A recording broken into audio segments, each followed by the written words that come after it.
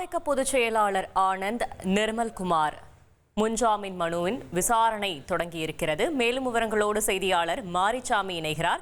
மாரிசாமி வணக்கம், முழு தகவல்களை சொல்லுங்க.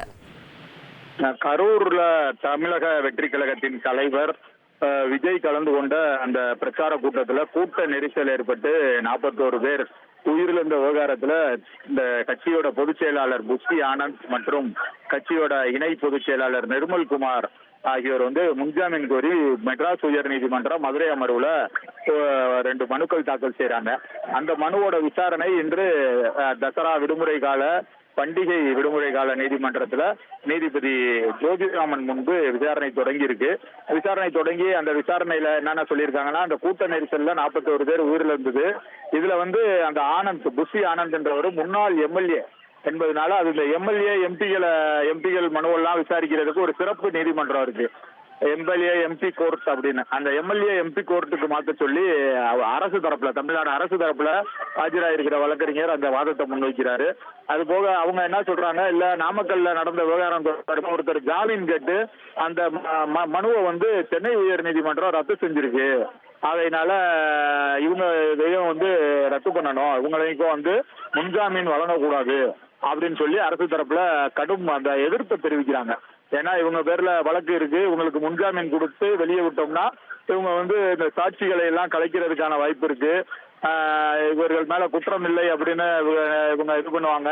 அதனால இவங்களை குற்றம் செஞ்சவங்க இவங்களை கண்டிப்பா இவங்களுக்கு வழக்கு பதிவு செஞ்சாச்சு, இவங்க மேல இவங்களை கைது பண்ணி சிறையில் அடைக்கணும் அப்படின்றதுக்காக அரசு தரப்புல இருந்து அவங்க கடும் எதிர்ப்பு தெரிவிக்கிறாங்க. அதுல அது போக பொதுச் செயலாளர், அதாவது எஃப்ஐஆர்ல பொதுச் செயலாளர் ஆனந்த் மற்றும் துணை பொதுச் செயலாளர் அறிவுரை வழங்கியும் என குறிப்பிடப்பட்டிருக்கு.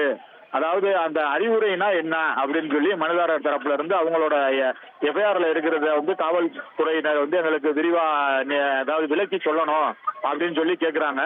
அது போக எங்களுக்கே எங்களுடைய தொண்டர்களை கொல்ல வேண்டிய அவசியம் இல்லை அப்படின்னு அவங்க தரப்பு வாதம். அதாவது இந்த புஷி ஆனந்த் தரப்புலையும் நிர்மல்குமார் தரப்புலையும் ஆஜரான வழக்கறிஞர்கள் சொல்றாங்க, அவங்க இறந்தவங்க பூரா எங்களுடைய தொண்டர்கள், அவங்கள கொல்ல வேண்டிய இது எங்களுக்கு இல்ல, இந்த அந்த மாதிரியான நாங்க அந்த மாதிரியான சிந்தனையில செய்யல, இந்த மாதிரிலாம் நடக்கும்னு இது இல்லை அப்படின்னு சொல்லி கேட்கறாங்க. அவங்களுடைய தரப்பு வாதத்தை வைக்கிறாங்க. இந்த மாதிரியான விசாரணை போயிட்டு இருக்கு. அது போக எஃப்ஐஆர்ல தவறான தகவல் போயிருக்கு. அதாவது தாவேகா தரப்புல புஷி ஆனந்த் மற்றும் நிர்மல்குமார் ஆகியோர் முன்ஜாமீன் கோர வழக்குல அந்த மனுதாரர்கள் தரப்புல ஆஜரான வழக்கறிஞர் எஃப்ஐஆர்ல தவறான தகவல்கள் எல்லாம் குறிப்பிட்டிருக்காங்க. போலீசார் எஃப்ஐஆர்ல தவறான தகவல்களை குறிப்பிட்டிருக்காங்கன்னு சொல்றாங்க. எங்களது தொண்டர்களை கொல்ல வேண்டும் என்ற எண்ணம் வேண்டுமென்றே எங்களுக்கு இல்லை, வேண்டுமென்றே மக்களை காக்க வைத்து தாமதமாக வந்தது போல் எஃப்ஐஆர்ல கூறுறாங்க. அத எஃப்ஐஆர்ல என்ன சொல்லியிருக்காங்க, அந்த விஜய் தாமதமா வந்தாரு, அதனாலதான் இந்த கூட்ட நெரிசல் ஏற்பட்டுச்சுன்னு சொல்லியிருக்காங்கல்ல, அதுக்கு சொல்றாங்க இவங்க நாங்க வேணும்னே தாமதமாலாம் வரல அப்படின்றாங்க. அது இது இந்த செயலே திட்டமிட்டு இந்த நடந்த செயல் அல்ல, நடந்தது விபத்து அப்படின்னு சொல்லி மனுதாரர் தரப்புலயே அவங்க தரப்புலயே அந்த வாதத்தை முன்வைக்கிறாங்க. திட்டமிட்டுலாம் நடந்த செயல் மாதிரி இல்ல, இது ஒரு விபத்து அப்படின்னு சொல்றாங்க. அது போக இதெல்லாம் திருப்பி சொல்றாங்க, மக்களை காக்க வைத்து தாமதமா வரணும்ன்ற இதெல்லாம் எங்களுக்கு இல்ல அப்படின்றாங்க. இதுதான் அவங்க இதுவரைக்கும் சொல்லியிருக்காங்க. அதுக்கான வாத பிரதிவாதங்கள் இப்பயும் போயிட்டு இருக்கு. நீதிபதி ஜோதிராமன் அவங்களோட வாதத்தை உற்று கவனிச்சுக்கிட்டு இருக்காரு. இனிமேதான் அவருடைய உத்தரவு இல்ல அவருடைய அப்சர்வேஷன் என்னன்றது தெரிய வரும். அது போக இன்னொன்னு சொல்லியிருக்காங்க, அதிக அளவில் மக்கள் போக்குவரத்துள்ள குறுகிய சாலை என்பதாலும் இருபக்கமும் மறைக்கும் நிலை வரும் என கூறி அனுமதி மறுக்கப்பட்டிருக்கணும். அவங்க அனுமதியை கொடுத்திருக்க கூடாது அரசு தரப்புல. ஏன்னா அதிக அளவுல மக்கள் போக்குவரத்து இருக்கிற பகுதி, அது குறுகிய சாலை, இதெல்லாம் சொல்லி எங்கிட்ட எங்களுக்கு அனுமதி கொடுத்துருக்க கூடாது அப்படின்றாங்க. அது போக வேலுச்சாமிபுரத்தில் அனுமதி கோரிய போது காவல்துறை இதனை செய்திருக்கலாம், வேலுச்சாமிபுரத்துல அனுமதி கேட்ட போதே கொடுத்திருக்கலாம், எங்களுக்கு அது குறித்து தெரியல. ஒட்டுமொத்த மக்களும் கூடிய நிலையில தான் காவல்துறை தடியடி நடத்தினாங்க.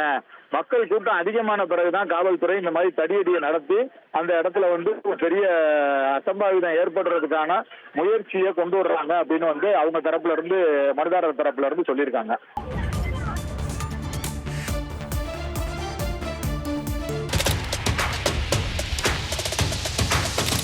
அதிமுக்கிய விவரங்களை அனைவருக்கும் புரிய வைக்கும் பாட்காஸ்ட் பொருளாதாரத்தை பல ட்ரில்லியன் ஆயுதங்களை கொள்முதல் செய்கிறது.